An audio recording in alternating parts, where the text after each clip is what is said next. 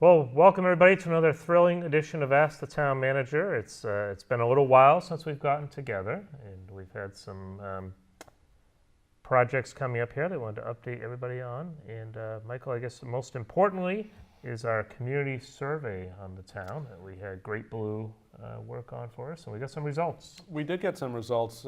Thanks for having me, Jeff. There's a lot going on in town right now, but this actually is one of the more forward-looking and exciting projects that we're working on. So, if people remember, we went out and did a survey towards end of August, and a company by the name of Great Blue was commissioned to conduct the survey.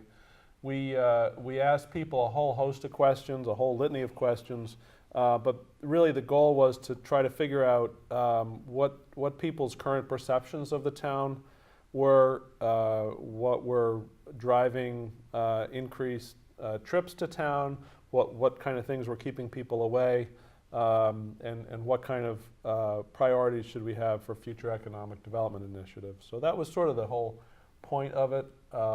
And we got great feedback, we got great results, and I think they're pretty accurate, and I can explain a little bit of that as we go along. Okay. Maybe just before we dive all into this, maybe just a very quick summary of kind of where this came to be. I know there's been discussions for a few years now on maybe improving some of the downtown area, but also definitely preserving the historic aspect of the town. So how did we get to August? Good point. So as you recall, back in 2014, 2015, the town had a downtown revitalization plan done. That laid out a lot of the different ideas that we're kind of starting to pursue and have pursued up till now. But really, one of the main pieces that we were missing as part of that plan and part of previous plans was really some kind of strategic direction. So a couple of years ago, Dennis Gallagher, who was president of the council at the time, reached out to some strategic planning firms to see, what kind of work they could do for us or what kind of value-added benefit they could provide the town. Community Paradigm is a company out of Plymouth. We engaged them to do some work. This is the first piece of their work for us. And what we're trying to do is provide, the council's trying to provide me, and I'm trying to provide our department heads and staff with some sort of goals, overarching goals that we can work towards. So up until now, a lot of our work has been just to stabilize finances, continue to provide the basic services that we're providing, and this really is the first opportunity for us to really reach out and develop some long-term goals that I think we all need. I think the town needs goals. The town has changed. A lot of people don't like that or don't want to acknowledge that, but really the town has changed. The people that live in town have changed. So we've got a completely different sort of demographic than we had even 10 years ago, quite honestly. And so this is an opportunity for us to really step back and dig into what people's perceptions are and really identify what kind of work we need to do moving forward. All right, so we have a respondent snapshot here. So we had really good response to the survey, and you can see it's right across a broad range of ages. Every age category was very well represented and fairly balanced representation. What's really interesting on the lower left-hand side of your screen, it breaks down the age categories into how they responded. So we looked at web-based or internet-based responses, and we also did phone interviews with folks. And if you'll see, it's as you would expect. Younger people, by and large, were internet-based or web-based, and older folks generally we reached them by phone. So the company Great Blue out of Connecticut did a really good job of ensuring that the results could withstand scrutiny. So we made sure that we weren't collecting information from the same people twice.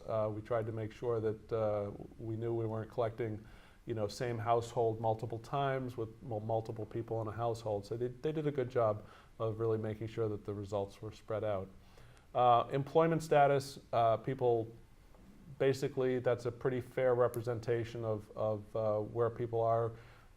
Majority of the folks are employed, some are retired, and so forth. So that, again, that's fairly good representation of the town. And finally, residency. Vast majority of folks that we reached out to and were able to get results from are homeowners, and then a smaller portion are renting. So, and again, in the lower part of that screen, you could see that the difference between the folks that were providing phone answers versus internet-based answers. So the key findings, and actually I'll run through some of the key study findings. We had a surprisingly good rate of response to the question about quality of life in the town of Bridgewater.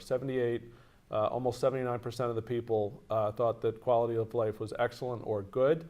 And if the don't know responses were removed, you had most people were satisfied with fire and police and town hall services. So we got in the 98%, 96%, 90% area there. So those were good numbers.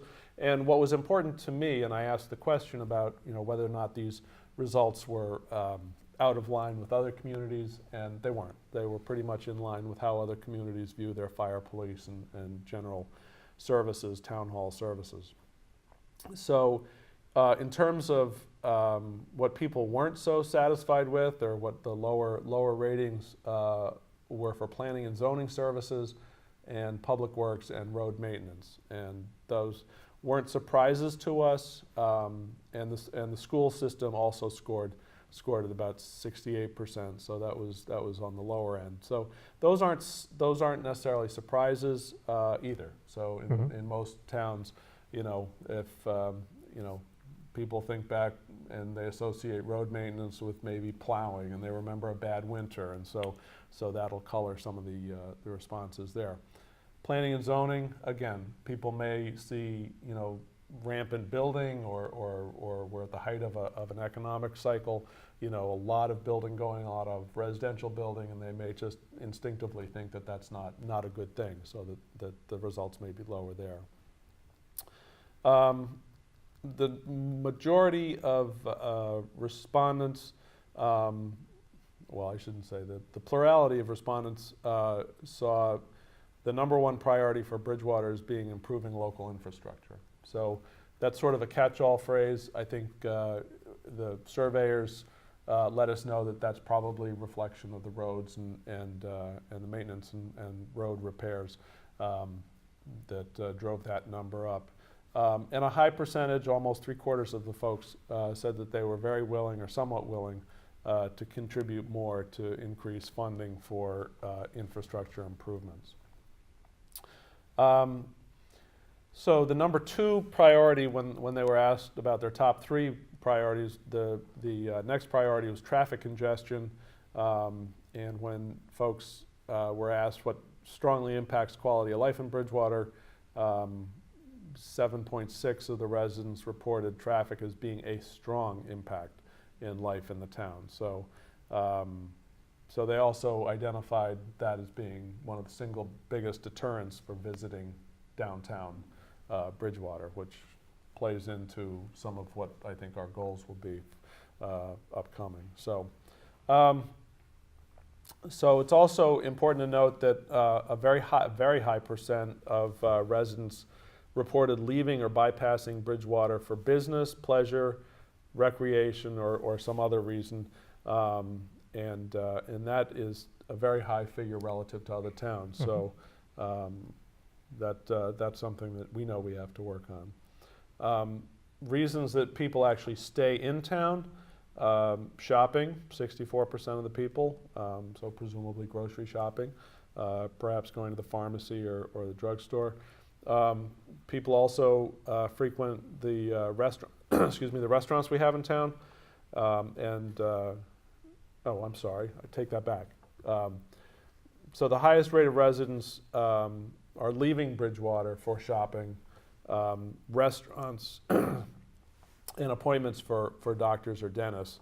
And then another high percentage are leaving for recreation. So we know that we've identified areas where we can improve our downtown specifically, and try to keep people in town for those things: shopping, restaurants, medical appointments, and recreation, whether that's active recreation or passive recreation.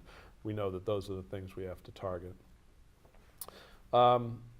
As a corollary to some of those findings, the local greater number of folks thought that locally owned restaurants and dining was really important, and small to medium-sized retail stores, and also arts and entertainment. So people saw that there was what was missing were restaurants, and when we dug a little deeper, what they really wanted were some locally owned restaurants, presumably not chain restaurants, and small to medium stores, and more arts and entertainment. So again, those are things that we've got our eye on, and those are in the back of our minds when we're trying to promote changes to the downtown area. People, and this is an interesting figure, people did identify parking as one of the factors that was needed to accommodate more patrons, and 22% of the people that were questioned said parking is the single biggest deterrent to visiting downtown Bridgewater more frequently. And finally, the majority of residents, almost 56%, said that they felt that we had about the right amount of single-family homes in Bridgewater, and almost a third said that there were too few affordable homes for first-time home buyers. So again, we can see that people are comfortable with the current rate of housing production, not quite as comfortable with the amount of affordable options that might be available out there. So I'll jump ahead actually to police and fire, and dig into those a little more. Both, as I said, they were both in the 96, 98% percentage.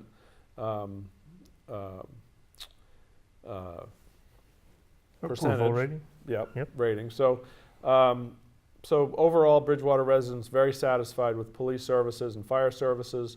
And when you back out the don't know responses, they're about 96 to 97 to 98% happy with both of those services. And again, if you back out the don't know answers, about 90% of the people were satisfied with the services that they get at Town Hall. So on the not so good on the public works side, people identified poorly maintained roads and sidewalks as their number one reason for dissatisfaction with town services. They identified overcrowded schools, and schools that need to be updated, presumably with renovations and so forth, as being another reason they were dissatisfied with the school system. So that makes perfect sense. Mm-hmm. As you know, we've got one school, the Mitchell School, is closed. It's been closed since 2015 when the roof collapsed, and that work is ongoing to get that back repaired and up and running. But the residual effect of that is that the other schools, the remaining Bridgewater schools, as well as the high school, are now much more crowded than they otherwise would have been. So we've taken roughly 1,000 students and pushed them into other spaces within the district. So that's understandable. The other thing that's very understandable is poorly maintained roads and sidewalks. We've spent very little capital money, no capital money on our roads. We have relied completely on Chapter 90 state funding to actually do any road rebuilding. That Chapter 90 money really we should be using to maintain what we have, and we should be rebuilding with other funds. So that's completely understandable as well. So none of these figures are a huge surprise, and so it's just we know what we have to address. The interesting planning and zoning services usually doesn't get a lot of play around, but residents did report that they thought that Bridgewater had too much expansion, and that was about 8% of the people surveyed said we had too much expansion, and overall almost 7% said we had overall poor town planning and mismanagement on the town planning side. And again, some of that's understandable, some of that's a residual effect of lots of residential development over the years, and Not a lot of commercial. and not a corresponding increase in the commercial level. So I think that's changing somewhat, but I think a lot of people are thinking that we can just cut off and stop residential development, and we can't do that. Right. So our challenge is to make it as appealing as possible for people to build residential units that are what we want to see, and then also encourage commercial development in the very few commercial areas that we have. So not a surprise, but it does sort of underscore the direction that we have to go in the future for all those areas. Seems like infrastructure is going to ultimately be the key priority going forward. I know there's been a lot of talk over the last few years of trying to get some more funds available to the highway department. If for folks who are new to the community, maybe not remembering some of the last few town meetings that we had, some budgetary moves that were done, seems like the highway public works area usually took the biggest blow when it came to balancing the fiscal budget. One of the things that I'm always surprised about is that the town went one year, and I don't recall what year it was, but it was a while back, went from roughly 23 full-time employees down to 3 permanent employees, and you can't even possibly manage the amount of work that they have to do. I believe that was the year of the people. last town meeting. It may have been 2010. Sounds about right. Something like that. So they continue to struggle. We've tried very hard to be very methodical about building that department back up, but really they're only back up to about 8 full-time employees right now, and the need is definitely there. So we've done a lot of financial work to get us to the point where we can go to the town council and say, here are the capital needs for the highway department, and capital meaning equipment, road repair, road rebuilding, so forth. And here are what we think are optimum staffing levels. We've done a very good analysis so far of the things that we think that we can outsource more effectively than handle in-house. We've got new stormwater requirements that place a really heavy work burden on that department and the town. So we're going to have to fill that gap with contractors or with staff and employees, and so we're laying out the case right now so that we can present that to the council through this coming budget process and the capital process. So just to give you an idea of the challenges that the roadways department faces, so they haven't even been in a position where they can actually assess the conditions of the roads.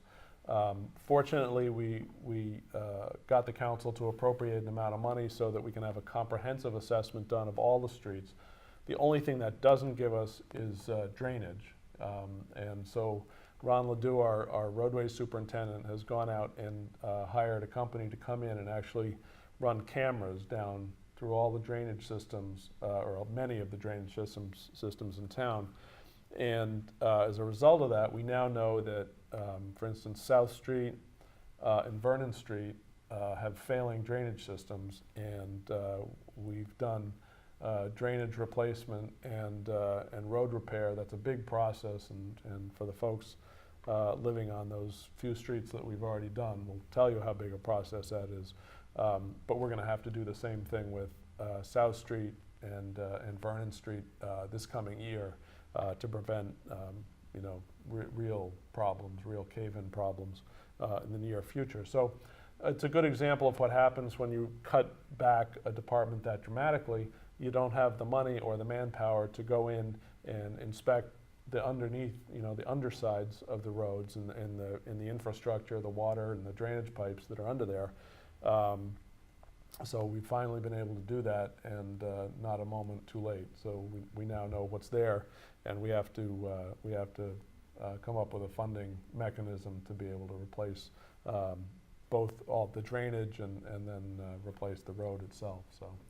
So we got a challenge there, but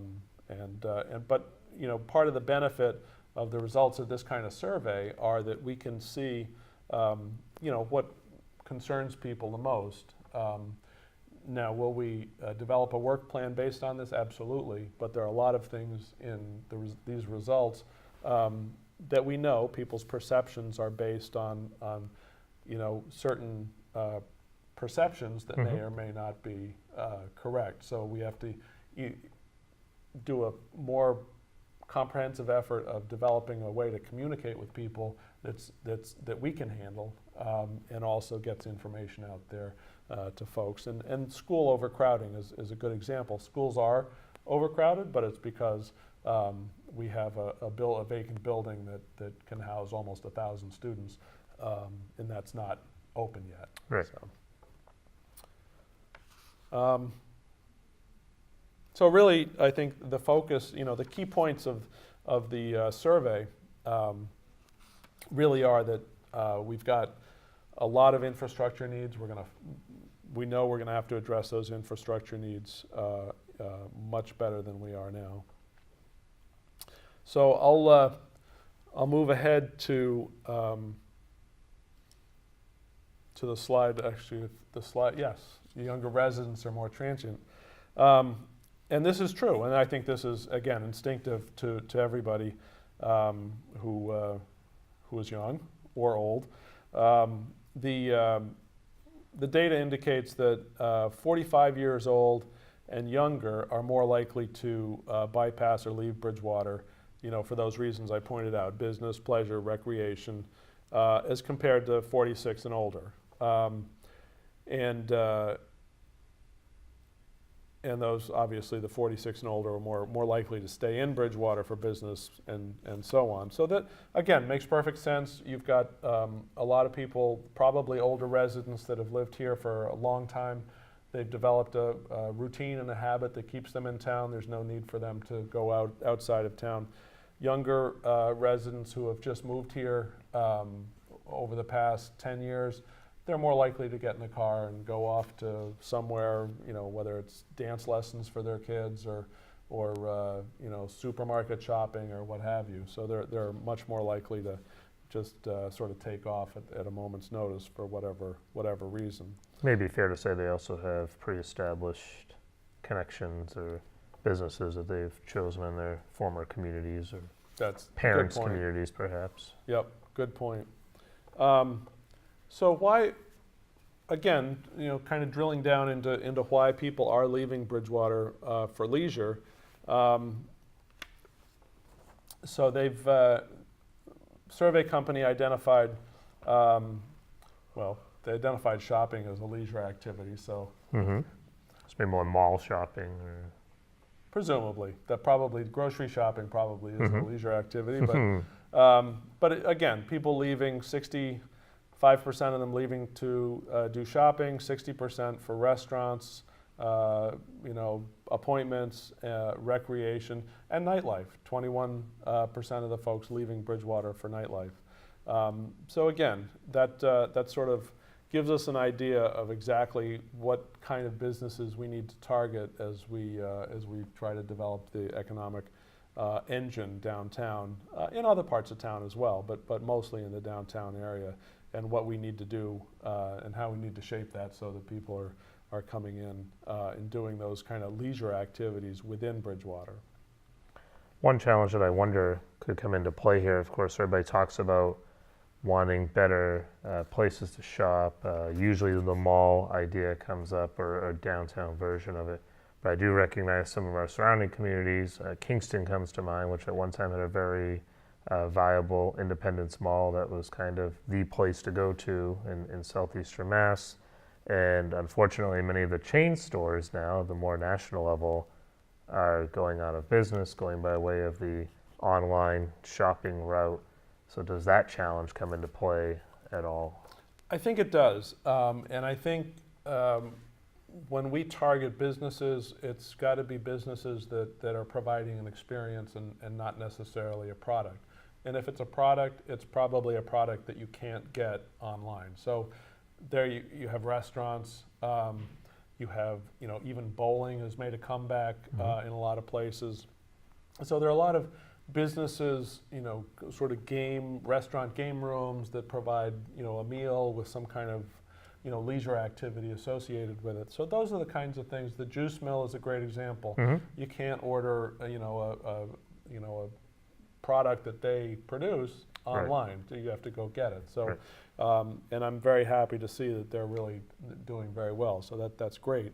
But the results of the survey did drive home the point that you're making, is that retail and dining is what's going to drive our downtown area, and that retail is going to be locally owned restaurants and dining, retail, medium-sized stores, small and medium-sized stores, arts and entertainment, and things that are specific to Bridgewater. Are a local draw, and then and once they're a local draw, success, will hopefully breed success, and you'll have more of that same thing. So and this is an example of where we take this data and we translate that. So in order to encourage retail, locally owned retail or locally owned restaurants to really come and invest and make that substantial investment in downtown Bridgewater, we need to make sure that we can supply that customer base. So one of the planning areas that is common throughout the country, but that we're really starting to dig into, is residential density, residential units downtown. People want to be able to live in a location where they can go to dinner, they can go food shopping, they can have an experience, they can go to the doctor, and they don't necessarily have to get in their car and drive there. So, so one of the recent zoning changes that we made was that we provided, about 5 years ago, we allowed, but took the first step by allowing residential units in the central business district. They weren't allowed prior to that. Except with a variance or a special permit. So now we allow that, and we're trying to get to the point where we can have a density number that encourages builders to come in and build residential density in downtown Bridgewater, as long as they have commercial space on the first floor. So I think we'll see some action on that actually very soon. Quite optimistic about that. But survey results like this are helpful for us because we look at these and we know that that we're making the right choices so far on zoning ordinances and density, the densities that are permissible. So that part is all good. The good news is that the town collectively seems to be in agreement of what they would like to see done. They seem to be in agreement on what needs to be done. So I guess now the question in everybody's mind is, how do we get there? What do we do with all of these results now that we have them? Well, that's a great question, and part of the challenge that we have is to come out of these types of surveys with more general goals as part of a mini strategic planning process. Once we establish the overall goals, then we come back and we refine those goals into actual work product and tasks associated with each of the departments. So we've in some ways already started that with our finance departments, and we'll now continue to do that with community and economic development and DPW, so that we can all be on the same page. Once we establish, or once the council establishes a goal, we can all be on the same page on the department levels, and we can start ticking off tasks that will get us to accomplish those goals in fairly short order, within the year to 5 years. Okay. Sounds like a plan. Any pieces that we may have skipped over? Or? Interestingly, parking. Parking is actually an issue that people have strong opinions about, and some of the survey results don't necessarily match what's actually happening on the ground. So we are looking at the reason that people don't avail themselves of the downtown businesses, and parking seems to be the number one reason. In reality, there's a fair amount of parking almost all times of day, and yes, you might have to park in one location and walk to get to your destination, but that walk honestly isn't that far. So we need to come up with a way to either let people know that there is available parking, and we've actually had some discussions with the university about technology that they use to let people know that there are parking spaces on this part of campus or this part of campus. So we may be able to do the same thing on the town level, and just let people know where parking spaces are available. So those were really the takeaways from the survey. Really, some of the biggest keys are infrastructure, making sure our roads and bridges are functioning well. Our public schools are identified as an area where we need more infrastructure improvement, and again, to be expected. We're in that Sure. process right now, and then more funding to look at public spaces. And again, we're in the process of doing some of that right now, but we appreciate these results because it tells us, refines our approach to it, and it tells us that we are overall going in the right direction with some of the work that we're doing now. So overall, I think these were welcome results. It's not all rosy. There are people that don't like the way that things have happened in the past, and certainly we can do things to try to do a lot better. But I think the results overall just tell me that we're headed in essentially the right direction. I know that Councilor Loesch and you both were at a meeting not too long ago presenting these results. There was some Q&A that came up. Any burning questions that came out of that meeting besides what we've already kind of hit on? I don't think there was any burning questions that really came out of that meeting. We went over the results in detail. I'm giving you sort of a very broad overview. Great Blue came up to Bridgewater twice and went through the results rather meticulously. And if I did that here, everybody would fall asleep. Sure, TV off. sure. But I think overall we got some great feedback from folks, and we'll take that feedback and we'll translate it into action. Okay. So there's a good summary of what we have so far, and I imagine as we get into the new year here, there'll be some more steps being taken. So the next step for us right now is we'll get all of this up online. We'll get the survey results up online so that folks can go through them and look at it more closely.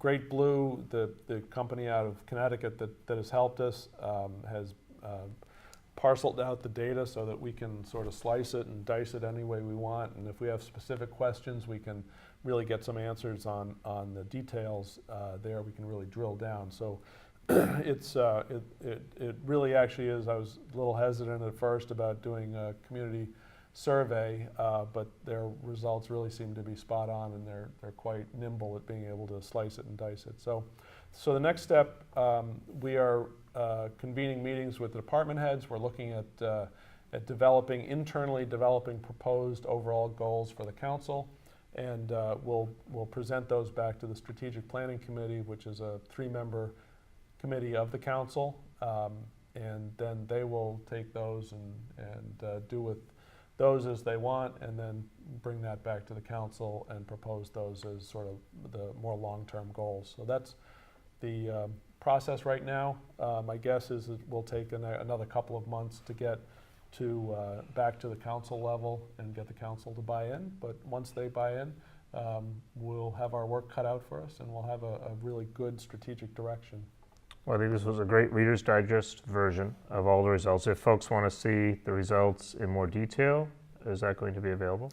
Absolutely. The whole report will be posted on the Bridgewater website, and we'll put out a link to it on Facebook and Twitter, and people can take a look at it as they want, and always encourage questions, and we try to answer those as best we can.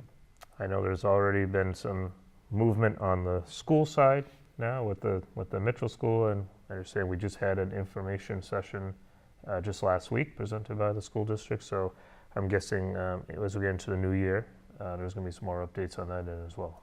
The school is moving along at actually a very good pace, even though people are probably rolling their eyes. I mean, we had the roof collapse in February of 2015, and we're still going through the process. But in terms of how you build a school building and how you do a renovation and additions to school buildings, with state participation, we're actually doing very well on our timeline.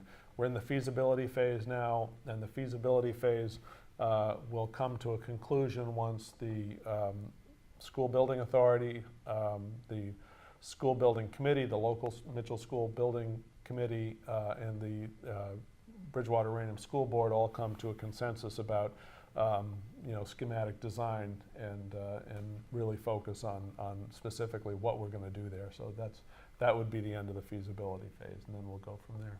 All right, so lots to look forward to here in the new year. Hopefully we can come back and kind of give everybody an update after the holidays, perhaps. And I think that would be in order. There's a lot going on, awful lot going on, and we're not always great about advertising what's going on. Most of it's good, so we'll make a point of getting back here after the first of the year. we'll be sure to visit the malls and see that special guy there, and maybe he can bring us some results. That's, you know what, if I was growing any whiter, I would be the guy in the mall. If I was growing any fatter, I'd be the guy in the mall too. All right, so this was a great edition. Thank you for coming on. I think we've definitely provided some good info, and we invite everybody to check out the town website and kind of see the results more in detail. Thank you. All right. It's always good to be here. All right. Thanks, everybody.